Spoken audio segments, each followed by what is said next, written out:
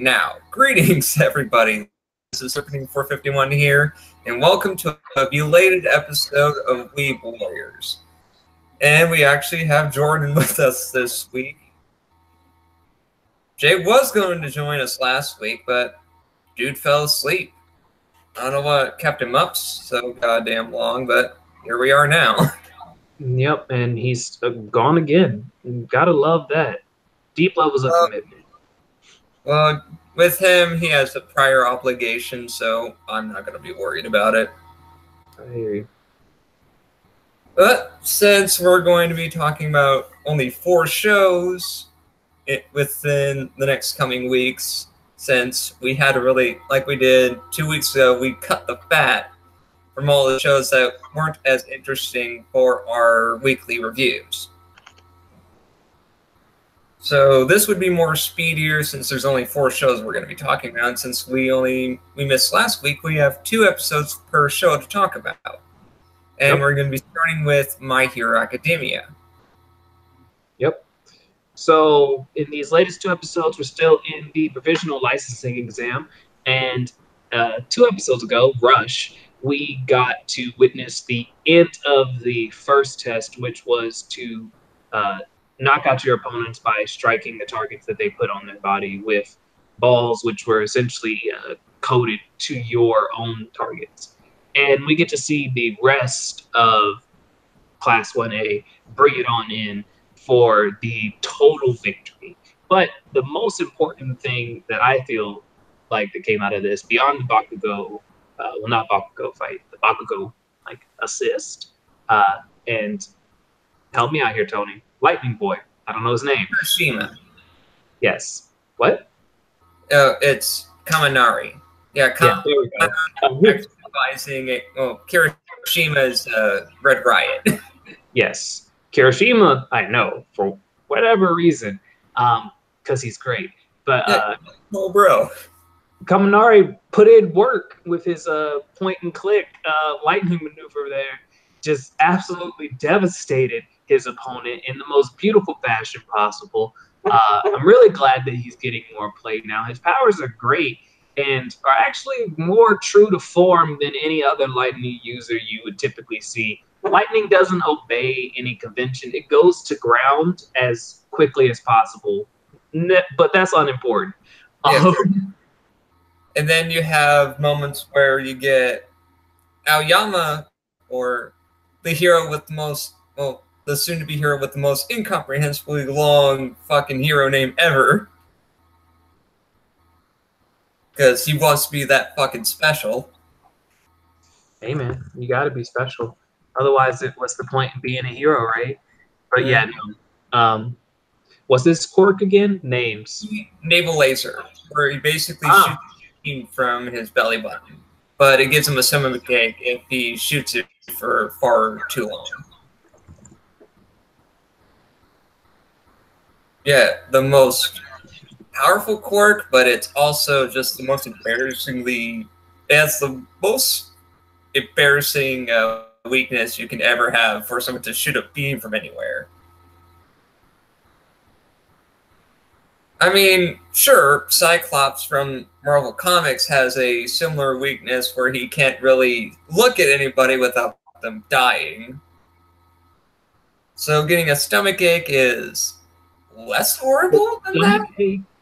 The stomachache is a weird weakness, but nonetheless, my dude put on work with his naval laser today. Also, although he might be okay, so they really undercut it in the next episode, but nevertheless, he put the whole team, in the more literal sense of the word, on his back that episode, and was a literal shining, sparkling, fucking bedazzled beacon.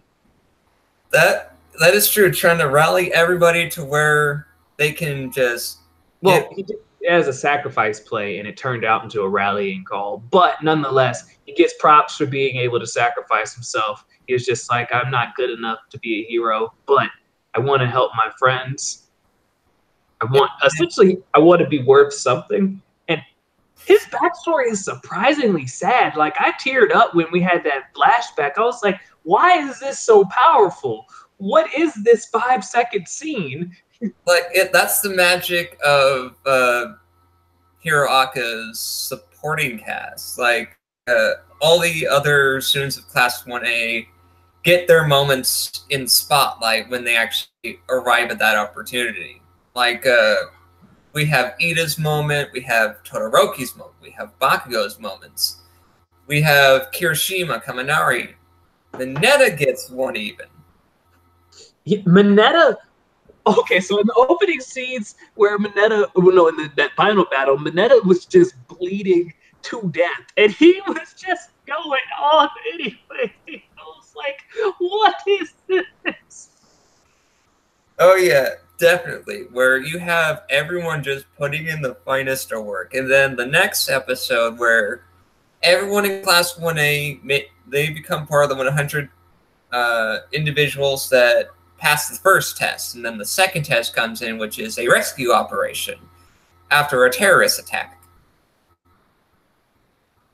So the young heroes actually have to save civilians, and these civilians are actually hired by a private company that pretty much deals with training heroes in rescue missions for the provisional license.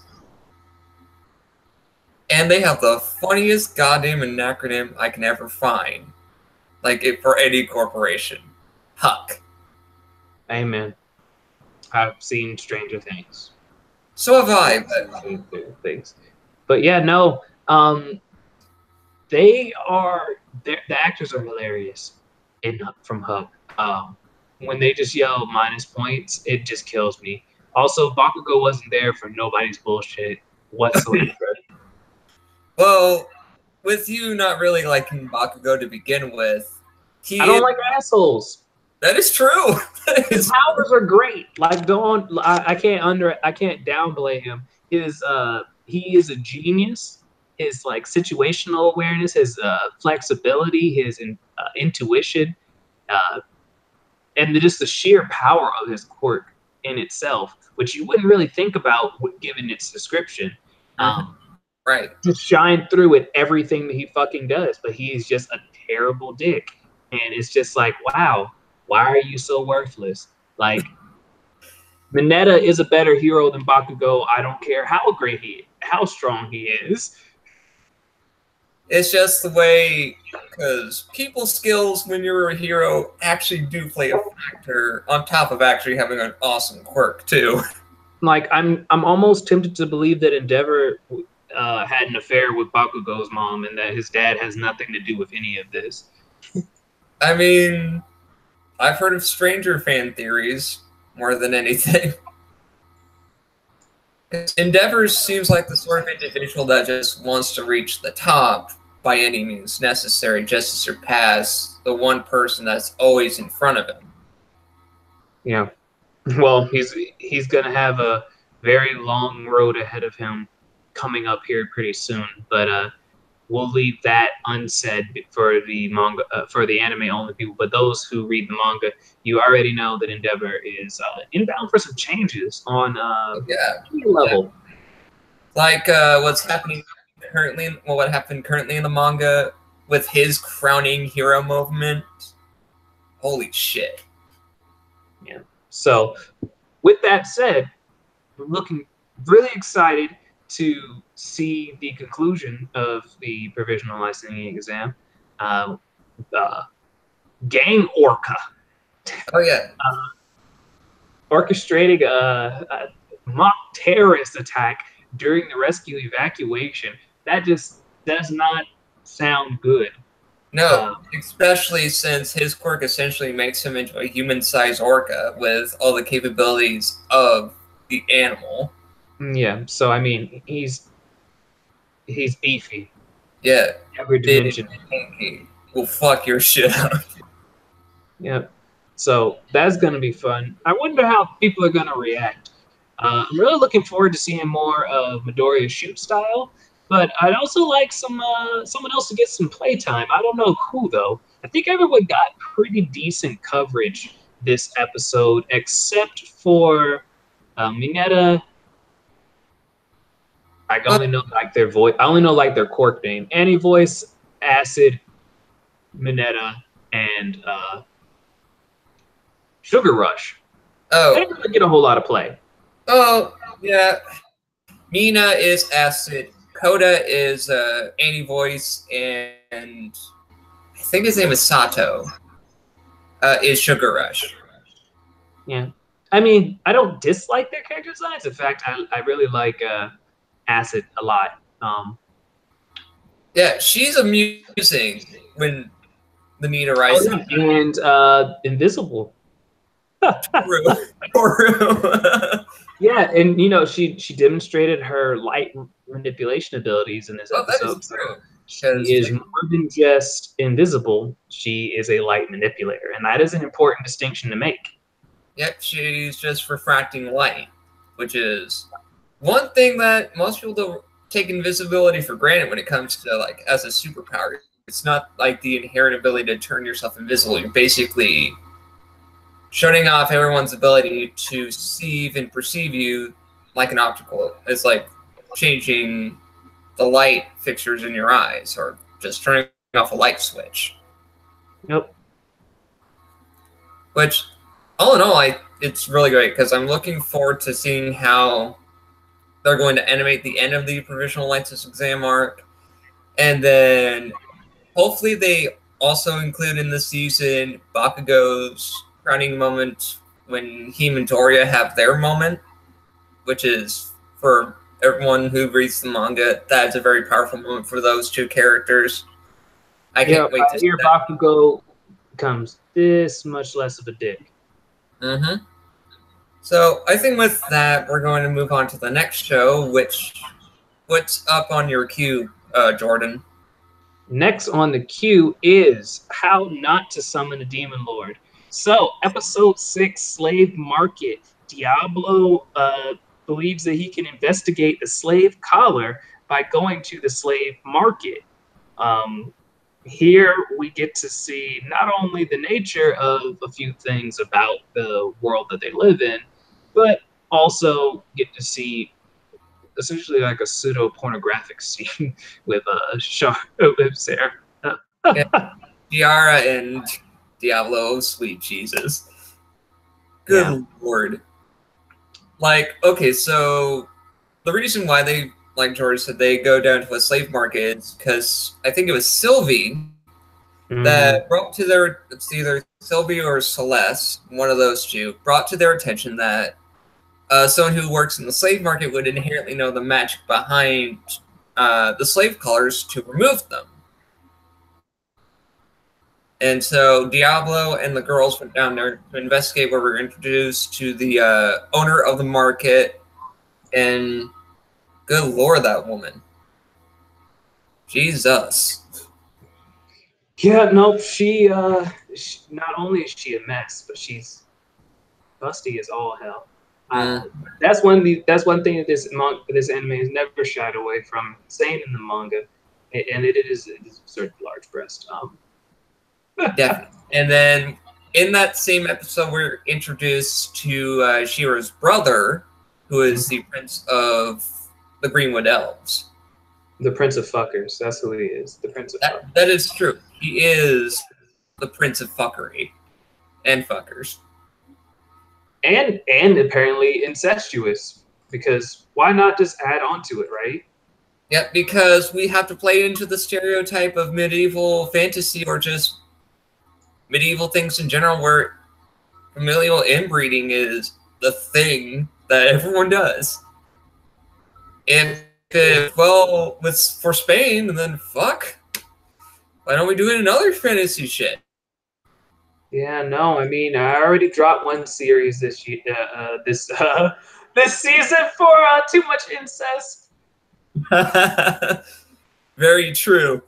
But at least in the most recent episode, episode 7, what was the name of the episode? Episode 7 was titled Change of Heart. Right.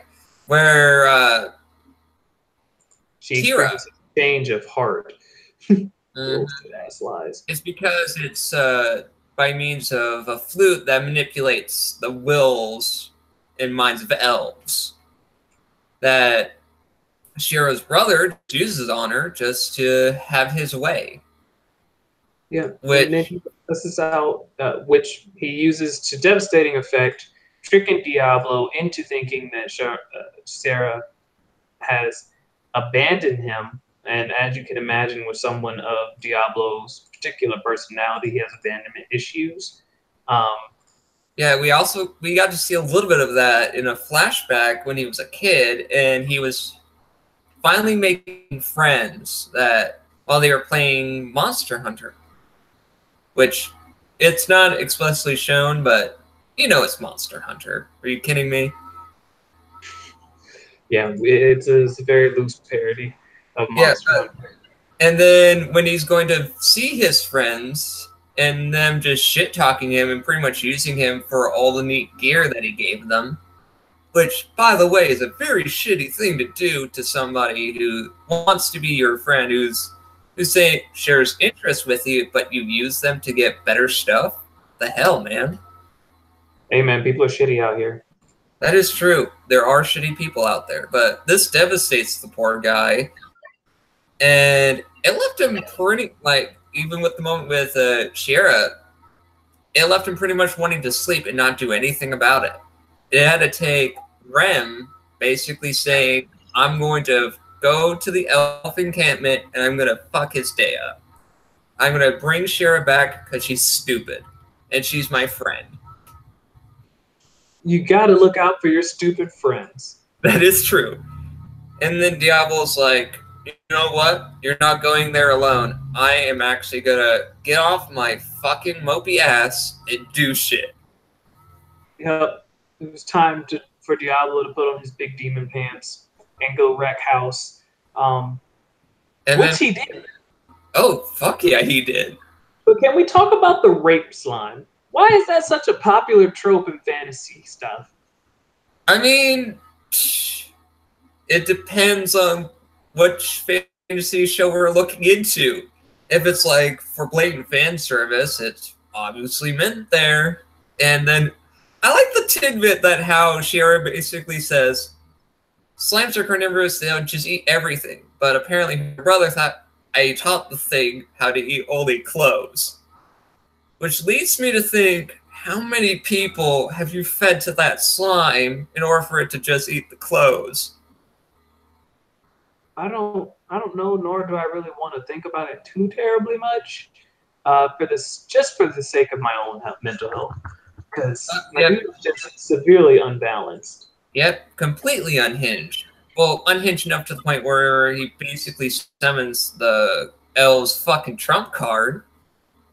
Which I'm really waiting for to get disrespect in the next episode. Like, they want to be like, oh, the Gale Hydra is the trump card of the Elven Empire. I'm just like, yeah, I'm sure it is. If that level 30 salamander didn't get the work hard enough, this Hydra is going to get the finest of work done to it. Like, even if I'm imagining that the Hydra is strong enough to be considered like an end-all be-all in this world, which probably just puts it somewhere between like level 70 and level like 80.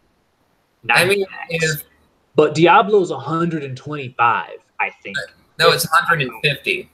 But yeah, I was about to say 150. Yeah, I guarantee you it's not 150. I mean, if the most powerful Fallen couldn't lay a scratch on him, what do you think this Hydra will do? I don't know, man. I don't even know. But all in all, these past couple of episodes have been really great for this show. I mean, it's surprising to actually have a show that's not so disappointing, but in this particular genre. Am I right, Jordan? So I knew that How Not to Summon a Demon Lord would be great because I read the manga. Right. Glad that the adaptation has been pretty true to form for the most part. And I'm excited to see how it continues, but you're right. The isekai genre is notoriously rife with trash because they abuse the sort of I'm a foreigner thing and give you too much power for not enough justification. Now, I can't say that same thing is not true for Diablo because my dude is fucking stupidly strong. But we haven't just completely forgotten that he's a person underneath all of it, right? Like Definitely. He's somebody who is emotionally damaged in the real world that basically led him to play online to the extent where he gains the abilities of his character, which makes sense in some weird way. And he's still himself underneath the mask of Diablo. Yes. Which is similar to Overlord with the added caveat that Diablo does not have an ability to check his emotions and keep him in character like Ainzel Gaunt does. I think that's the defining difference between Overlord being a more straightforward and serious fantasy series and this one being a comedy. But nonetheless, I like both. Honestly, I think the isekai genre could really benefit not from making less powerful protagonists, but maybe showing, I guess, earning that power or demonstrating why it is that you deserve to have it in the first place.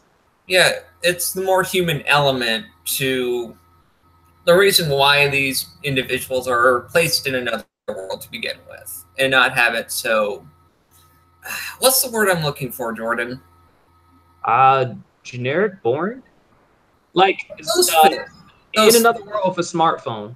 Like the worst way to go about isekai anime, because there was no anything actually. There was no drama because he was just that damn powerful. You had this really interesting setup with a bunch of there's feudal Japan, a fortress besieged by zombie warriors. Our main hero comes and annihilates them all with his smartphone magic. Yeah. Casually. Not even goes in and actually fights. He just sort of does it from a room. It's like, oh yeah, let me end this shit real quick. It's like, yeah, when I first initially tried to watch that show, don't ask me why, but I felt like I should. I pretty much thought to myself, this shit is boring. I mean, okay, I the background and just have it just as noise to filter everything, but this shit is boring. It's like there's no real sense of drama within that show in particular. But juxtapose that to How Not to Summon a Demon Lord, sure, Diablo is powerful, but the stakes when the cliffhangers happen are meant to invoke a real danger for maybe not for Diablo, but for the other characters as well that we actually care about. Yes, I think that's another thing to point out. The side characters actually make an isekai anime because we're always going to operate under the assumption that the main character is going to be able to essentially succeed at whatever task they set their mind to because they're the chosen one, or they're the accidental magic child, or whatever the fuck made them them.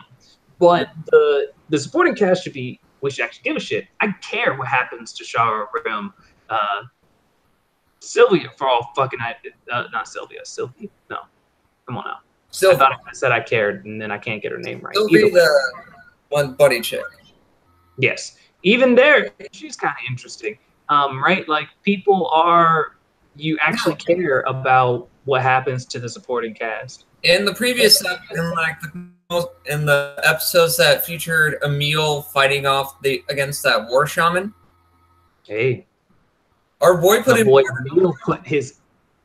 the whole team, not put the team on his back, but he put his money where his mouth was. And you gotta respect someone like that. Yeah, with him fighting to his dying, wanting to fight till his dying breath, just to defend people, that's commendable. We actually cared about him we wanted him to survive that ordeal. Yes. And he did. Barely. Yeah. But he did. Our boy did. And with that, I think that's pretty much How Not to Summon a Demon Lord in a nutshell. These 2 episodes leading up to the inevitable climax to where Shira comes back with the group and they go on another misadventure after settling the whole ordeal with her brother. Which I'm sure will just be another quick and painless destruction fest on Diablo's and where he'll just wreck face and everyone just goes home. Yeah, effectively. All right, so next up on your queue would be... Next up on the queue is Cells at Work, Episode 6, Urethral Blast, sorry, and Myelocytes. We get to see where red blood cells and white blood cells come from. In particular, our main character, red blood cell. Yeah, so this is a really interesting episode. As with all the episodes in Cells at Work, is chock full of dynamic characters, really interesting bacteria, and actually mostly scientifically accurate information. Obviously dramatized for the sake of um, people's enjoyment and whatnot. But definitely. I mean, actually seeing our protagonists of sorts, because there's no real central protagonist, I feel like, when it comes to this show, but red blood cells introduction into the world and her learning how to be a red blood cell, and I like that it's the how do you say this, Jordan? The ones that look like fucking deadly maids. The macrophage. The macrophage, like, we have a macrophage that basically acts like a school teacher for the soon-to-be red blood cells. And the good majority of the episode is pretty much a flashback to red blood cells' childhood at kind of like this. I would kind of name it as a cross between like an orphanage slash private school. Not so much an orphanage, since they don't have parents. True, but that's the best way that I can describe it, though. I get you. I would more call it a boarding school than anything else. All right, let's just go with that. So we also know that being lost is just an inherent thing that our red blood cell has had since she was a young one. Yeah.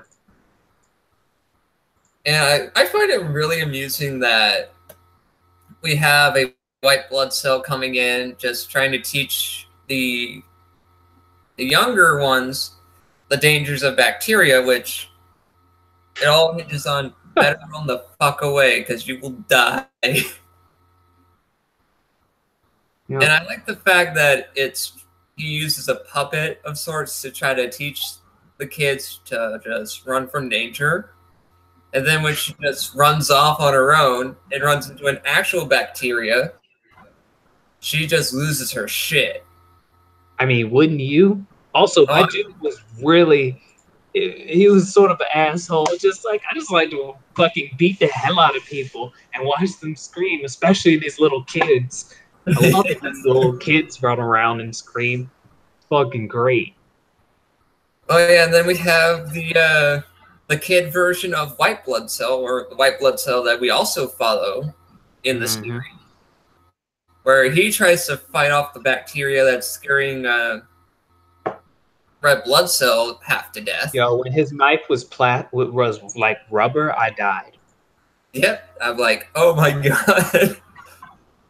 Just made me laugh uncontrollably. But even as a kid, that man just wants to put in work and kill bacteria.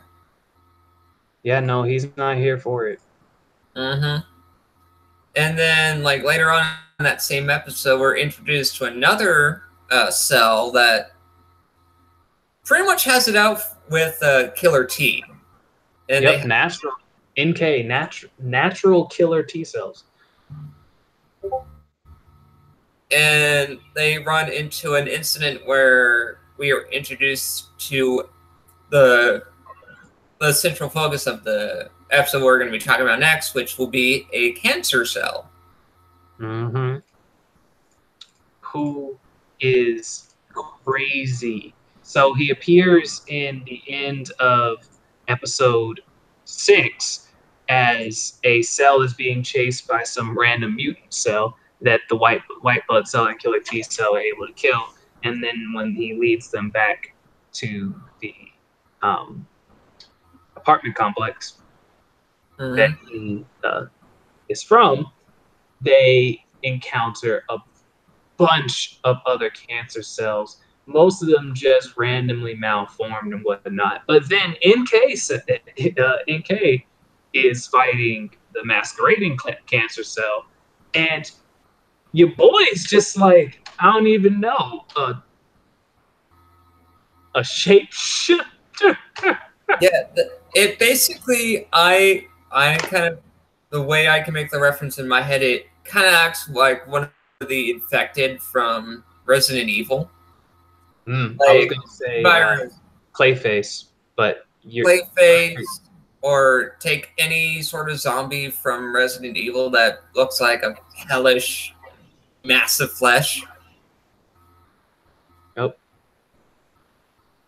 I mean, that's the way I see it. Every time I see something that is on the verge of like tearing skin and sinew everywhere, using muscles to just attack you with, that is looks dead. I'm like, yep, you're definitely some form of zombie. I don't give a fuck if you say otherwise. You're just behaving like a zombie.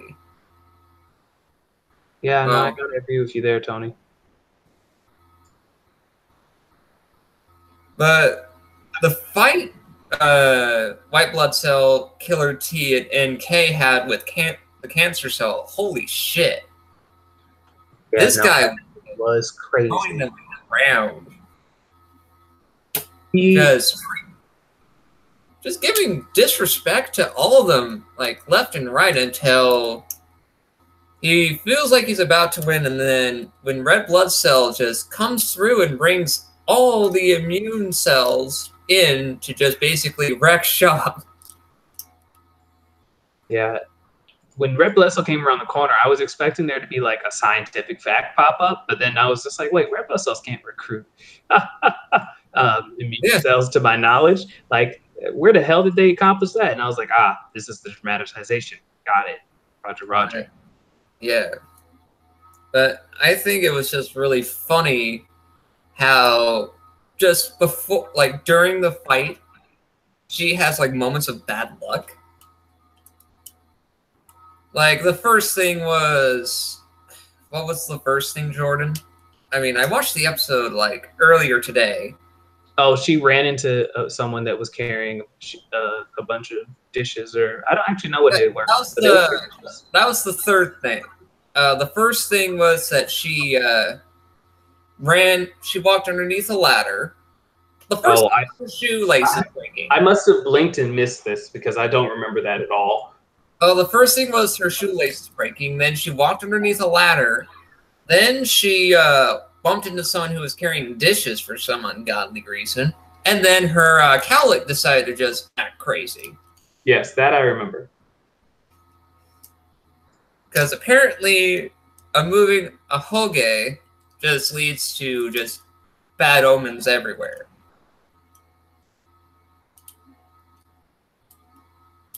Because everyone needs to know that shit. But what I find really amusing is, well, not so much amusing, is that very touching. We also get to see a little bit of the backstory of the cancer cell that we were introduced to. And I mean, him basically dying the way that he did, because, yeah, they had to get rid of him, obviously. But he was at that moment where I almost won. I'm a cell too. What the man?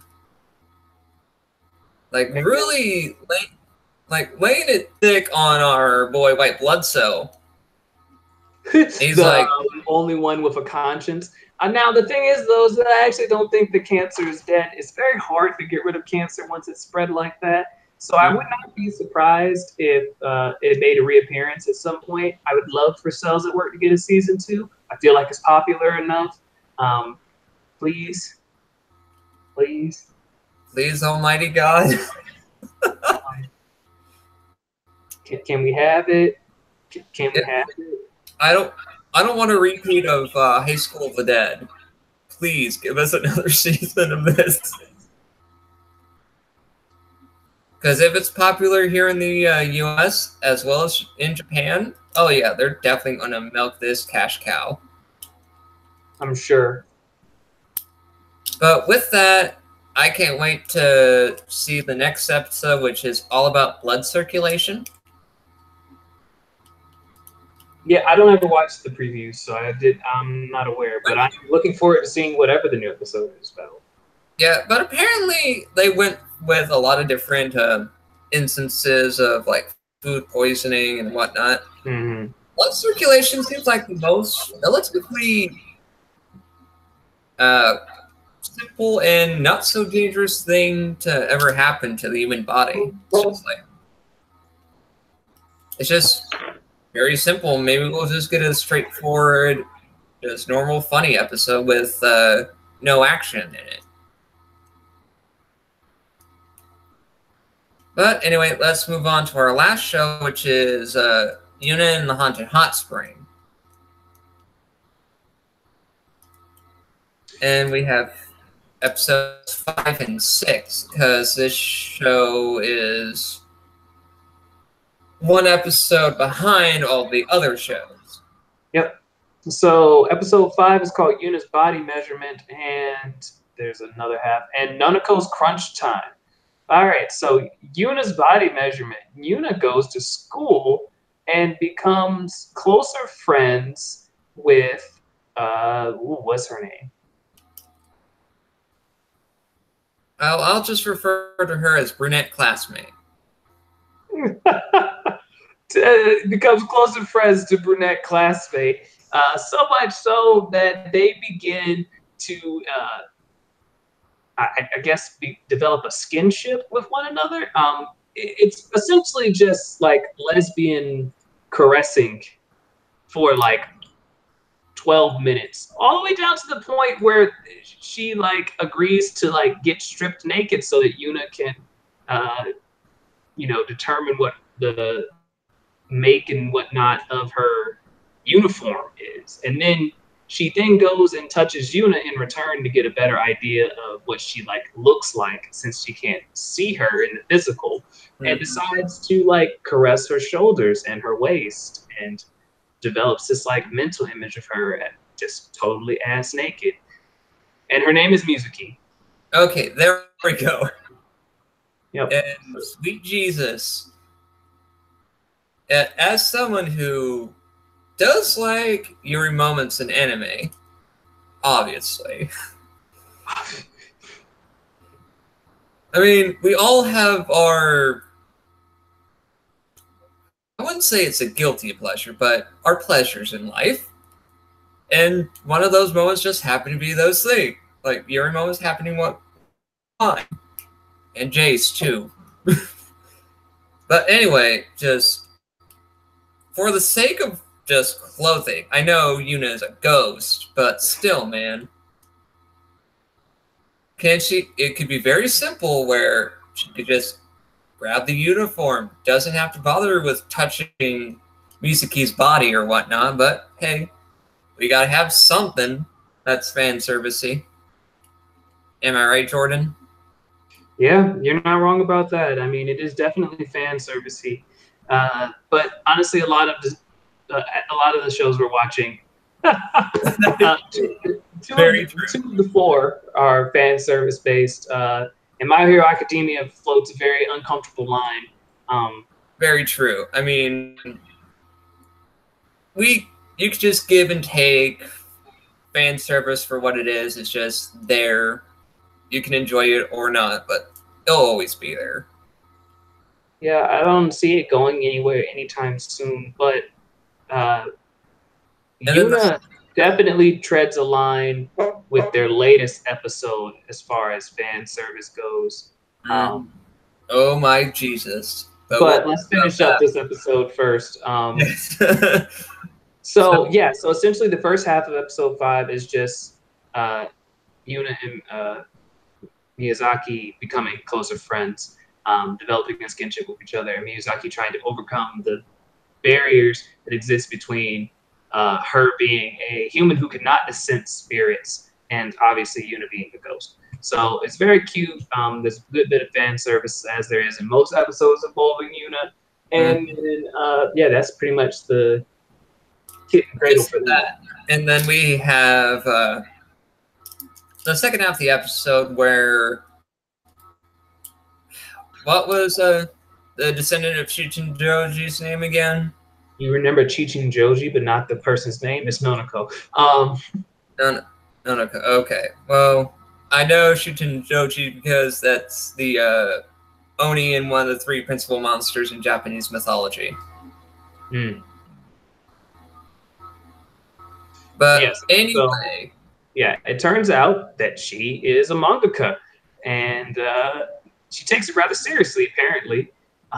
She was also a demon hunter. But I suppose we'll say this in order. Tony, you want to lead? Right. So essentially, we're introduced to Nonoko's editor, and our boy Kobayashi, or however the fuck you say his name, our exorcist fist. Basically, he gets roped into helping Nonoko and her editor basically finish up the manga because the deadline is 7 that morning, well, the next morning. Gotta love the deadline. Minus of work.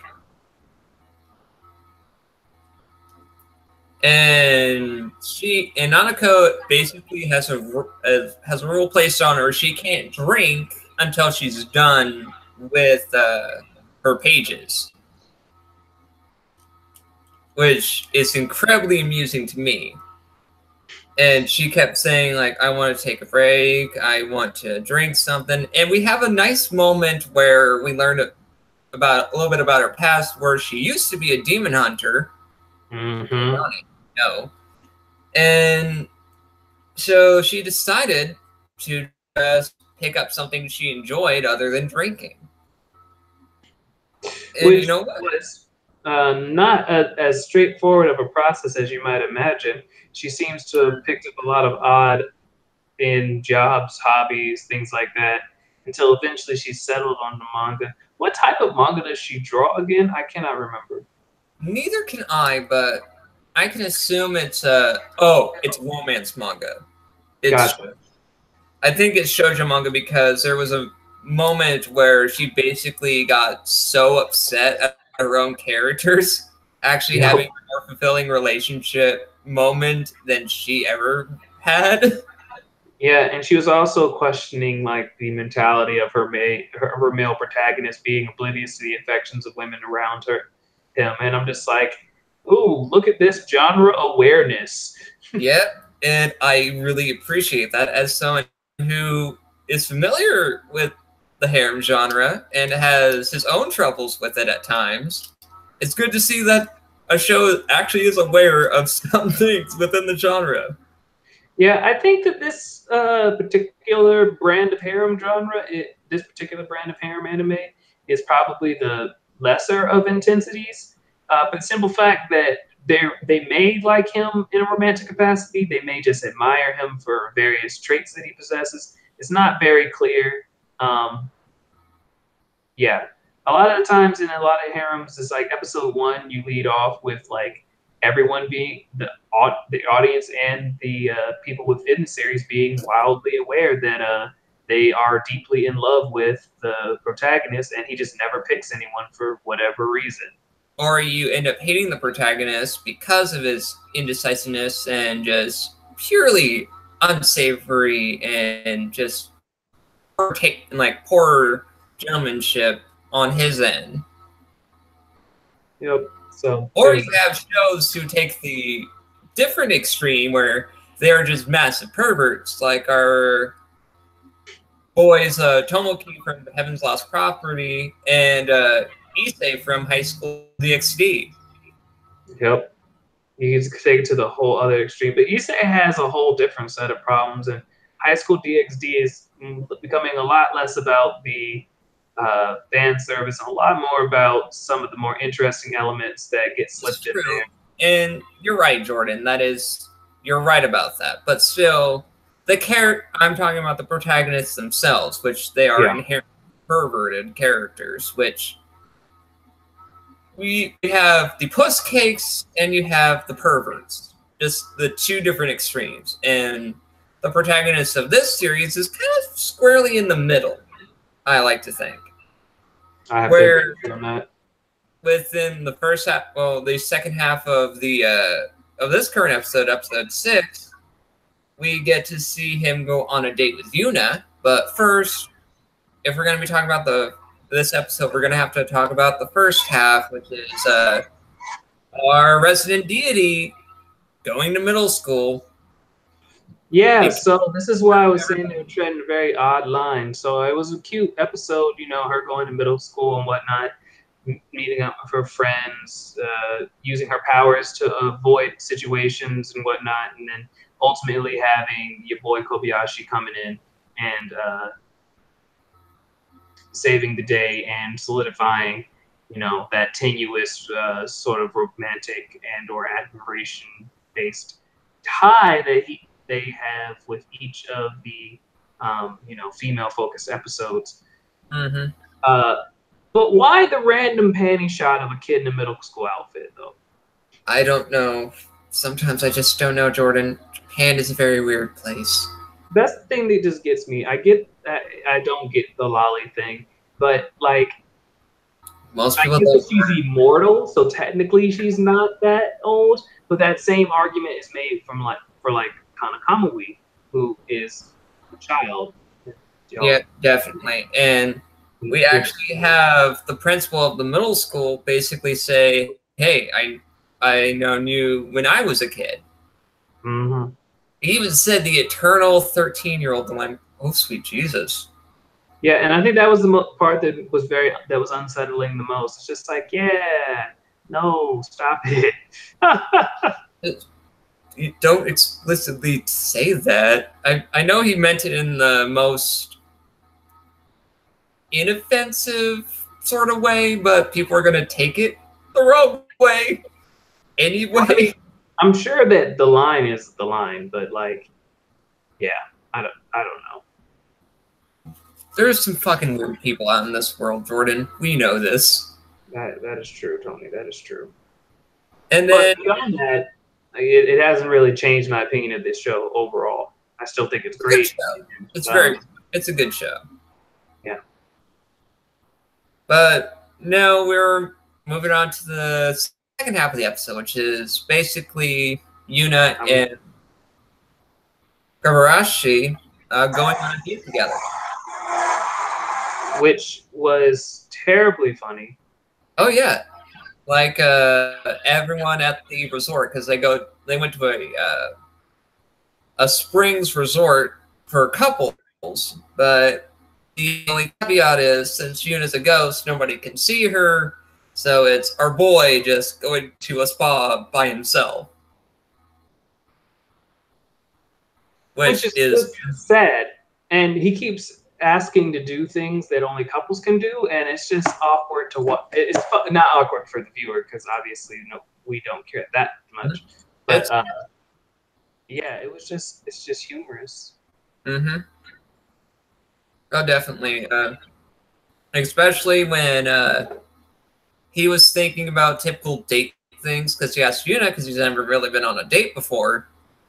Like, do you know what people do on dates?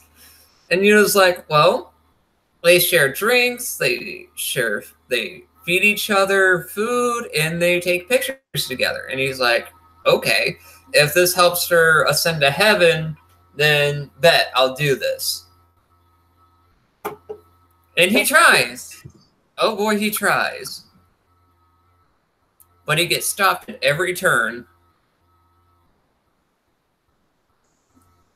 But even before that stuff, they went to like swim in the pool and try everything out. And oh Lord Jesus, when they had to pick out swimsuits for Yuna to wear because she really wanted to wear one. Mm-hmm. Oh goodness, my boy he just shot in the dark, and I was just like, oh, I know where this is going. And then I Yep. saw it, and I was like, okay, well, this is gonna be awkward. But now this is one thing about this anime. They really love to let a scene get its legs out. I was like, why are there so many angles on this shot? Mm-hmm. And I'm like, oh my god. I was just like, why are her breasts actually obeying some degree of physics? What is this? Yeah. What is the logic behind this? And and also that first swimsuit. Oh my god. Have you seen any less fabric in any sort of like just spur of the moment swimsuit choice in an anime before, Jordan? No. But then the one that she ended up wearing just fit her anyway. And then at the end of the episode itself, they had a very touching moment together in the hot spring, where they actually had a small conversation where Yuna actually figured out, like, hey, I knew you were trying to, like, help me figure out a regret so I could ascend to heaven, but you know what? I don't really want to leave at this moment. Like, I'm having so much fun being with you, essentially. That's not exactly what she said, but that's pretty much what I got from their conversation. And I gotta give it to this show, like, it has surprisingly good moments of where the characters just have a room to breathe, where they could just talk things out and just they're very small moments, but they're very nice humanizing moments. And that's very different from typical harem shows where they just want to like kind of speed things along and just give some characters one-note interactions and just flat personalities. Mm-hmm. But with this show, I like to think that they're trying to give us a harem show that not only can we laugh, but we can actually care. Like How Not to Summon a Demon Lord. We actually can care about these characters that we are seeing and watching through the show, and that we don't have to inherently think, oh, this show is great, but I didn't like the characters because they were kind of flat, you know? Or this show is boring because the characters were so flat. Unlike some of the shows that we've cut from. Like, some shows are interesting, but it could also be the characters in the story that just really can kill it. Well, at least for me, anyway. If I can get behind a character's motivations in a show, I will continue to watch that show regardless. But I think that's pretty much everything for Yuna and the Hot Spring. And I can't wait to see next week's episode, which looks like it might be another interesting one. Your thoughts, Jordan? It should be an interesting one. It should. I'm looking forward to it myself. All right, so on to the Otaku Soapbox question. And this question was given to us by a friend of mine. His name is Jeffrey, if he is watching. Hi, Jeffrey. I will make sure to get to the rest of your questions during the next few weeks or so. So, and his question was essentially, what got us into anime seriously? And I would actually like to hear Jordan's side of things first, because mine might be relatively quicker to talk about than Jordan's, but I would like to just hear his experience first. So I got into anime back when I was in middle school. And the reason I got into anime was kind of sad in retrospect, but it was what it was. I was not particularly skilled at anything. So I didn't have any hobbies. I had poor hand-eye coordination, so I wasn't good at video games. I was not athletic. I did not read often. Not that I couldn't read, simply that I didn't have time to go get books because I don't know where people found the time to go to the library. Like during lunch, I ate lunch, and then I had to go home, and I didn't get to go early because I rode the bus, and they let you off the bus when school started. So it was just like the library was fucking pointless to me when I was growing up. Side tangent entirely. And around the time middle school, we got access to the internet to a speed that was actually, like usable for something that wasn't just like accessing an email or going on MySpace and whatnot. Yeah, God, I am old. Internet became like usable for regular people and whatnot. So it was just something to do, and it was plenty of it. If you risked going out into the jungle of the internet, you could find free anime. So yeah, it's just something that occupied time, and I really liked the stories. And I was also probably going through a Chibunya phase at that time, so I liked to do like viewer self-insertion into some of the stories, and that's actually where I watched a lot of like isekai genre fantasy stuff. And yeah, Oh, that's how I got into manga. Anime. Not manga. That's another question for another day. Definitely. And how I got into anime is that the anime bug got me when I was a wee lad, when I actually caught a glimpse of Tsuchimuyo Ryo-Oki for the first time. And then after so many years, I didn't realize that I actually watched anime. Like, I typically watch stuff that you would find on Toonami, like Dragon Ball, Video, all that stuff. And then when I got into high school, when I got into college, I decided to just check a few things out. And for 2 years, well, for 2 long years, I just thought, well, I'll just look at things. No, actually, I didn't have another like real major anime experience until my high school days, where I actually watched Strawberry Panic for the first time. And if you don't know what Strawberry Panic is, it's a Yuri anime in a girls' school setting, where basically one of the lead's romantic interests basically operates like she's smooth like velvet. And those were the words that came out of my mouth the first time I saw that particular character. And then that moved into after high school was done, and I was 2 to 3 years into college, I discovered a few shows like Haganai or I Don't Have Many Friends. That was the show that really got me into anime. And then Heaven's Lost Property, watching everything on Netflix that I can find at that moment, and then finding things on Hulu, finding things on Crunchyroll. Wow, you were really pressed if you were watching this stuff on Netflix back in the day. Oh yeah, that's pretty much how I found a lot of shows during that time when I was trying to look for things to watch. Because Heaven's Lost Property was the anime that I watched a lot on Netflix, surprisingly enough. Mm-hmm. I'm not gonna lie to you, Tony. Like 90% of the anime I've ever watched was not on legal streaming sites. True. I've actually had experiences like that myself with non-legal streaming sites, but I have a bad history with that because that led to getting viruses on my computer, so I try to avoid those like the plague. Facts. I just learned how to get rid of viruses. I did too, but even with safety precautions, shit happens.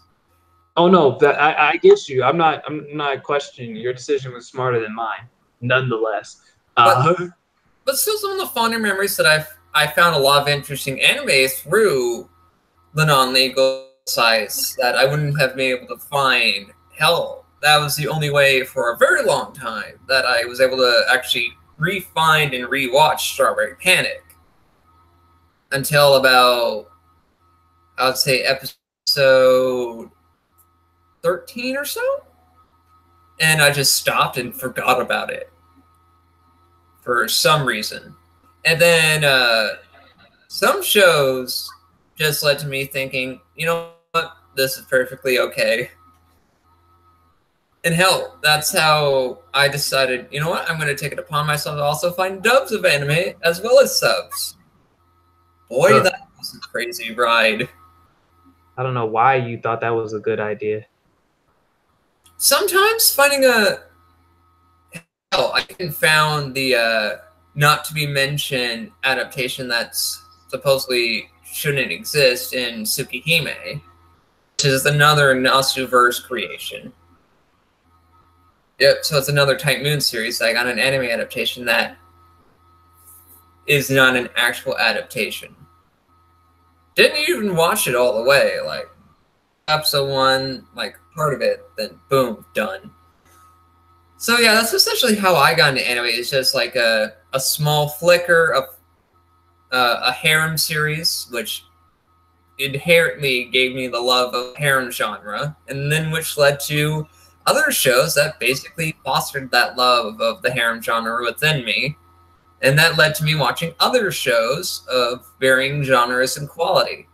Because Jordan and I have a long track record of a lot of anime that we watched. Some of them actually overlap with each other. Yeah, a lot of them overlap.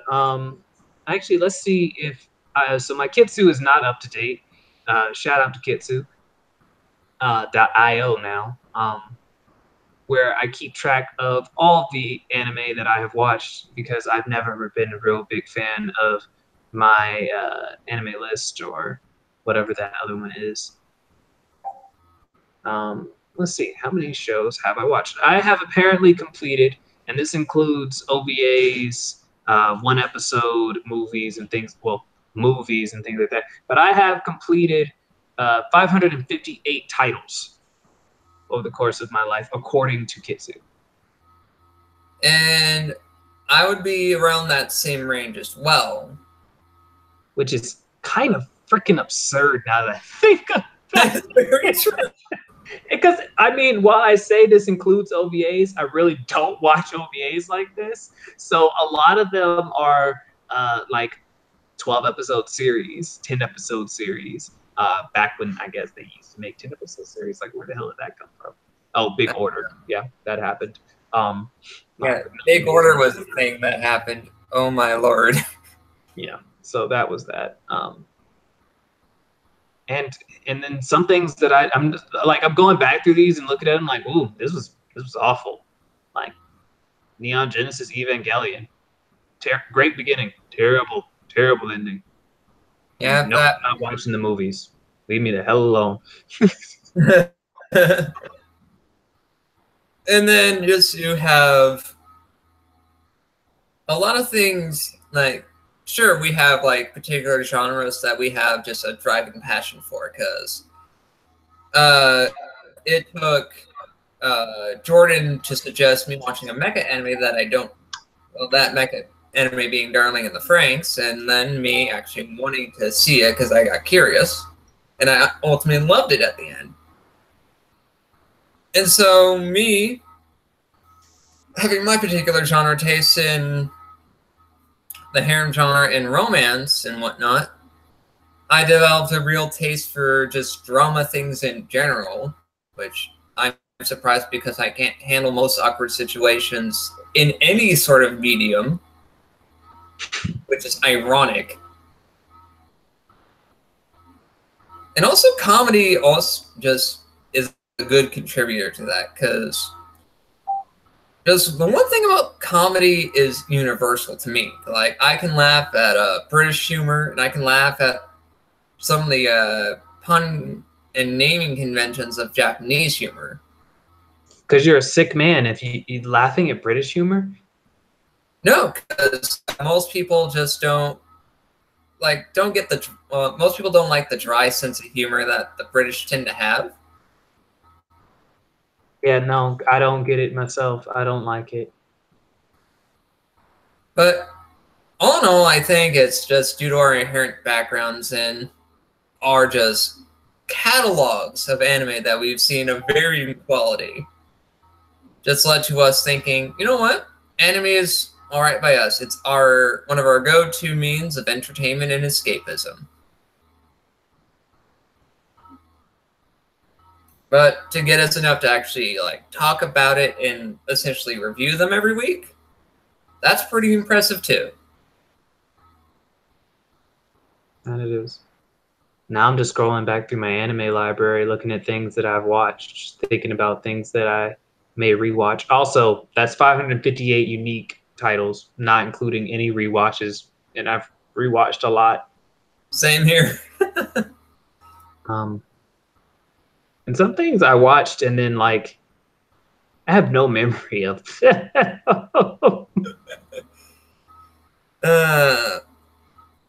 Like there's some shows that I know I've watched but I've yet to finish because of varying degrees of like varying reasons why I don't want to watch them ever again because they're either utter garbage or dull as shit.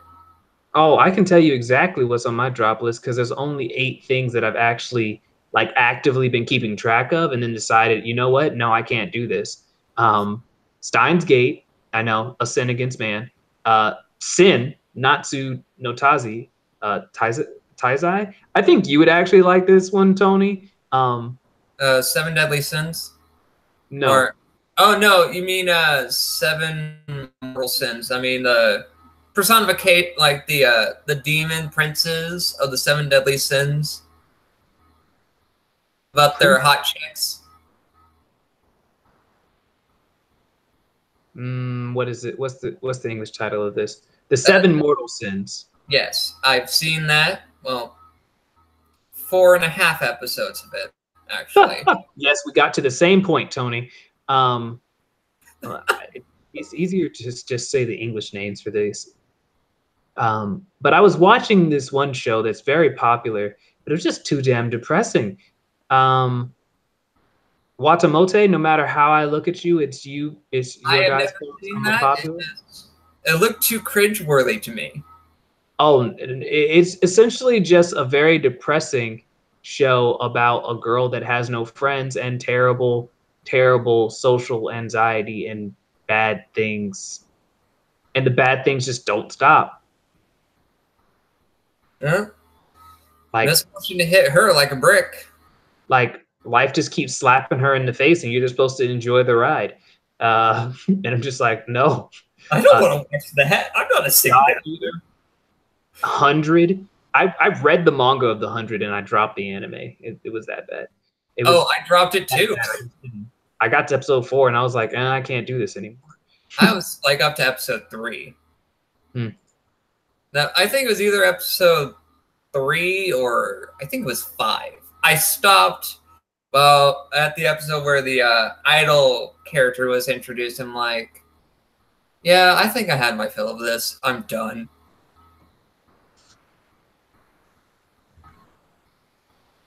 And I guess that's all of, like, what were the others, Jordan? On the list? Yeah, it was Dias Ira, that, like, time traveling, weird, it's not even time travel. I don't know what the hell's going on, but Immortal, maybe? Either way. It came out a few seasons ago, dropped it. It's pseudo-German, World War II-esque sort of deal. I've heard about that, but didn't even bother. And then there was 2 more, which their names are too long to pronounce, honestly. But Coffin Girl, which a lot of people disagree with me. Apparently they really liked it. I did not. And one where art is magic, not in the sense that I don't know how else to explain that. Oh, I think I know what you're referring to. Yeah, I actually got really far in that one. I'm almost like episode 9.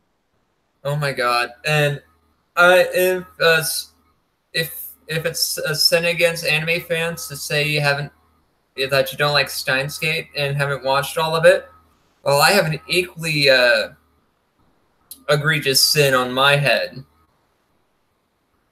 Because I have yet to finish, or actually have the inclination to finish Death Note.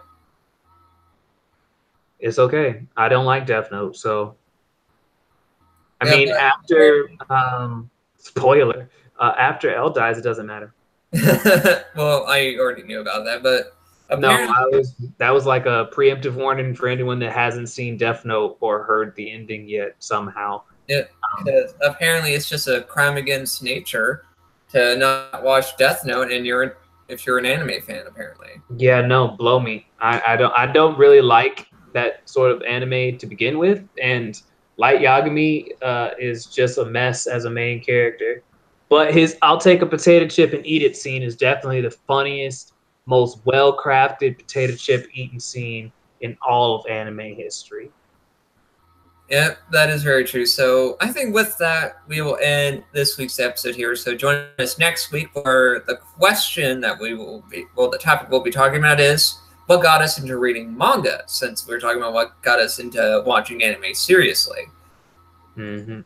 And some of the manga that I came across recently, in fact, will be just interesting to talk about because, good Lord, some of the things that I found thanks to a little app on my phone. But with that, catch you guys next week. And until then, enjoy what you want to watch and just dislike what you dislike. That's pretty much it. Catch you guys later.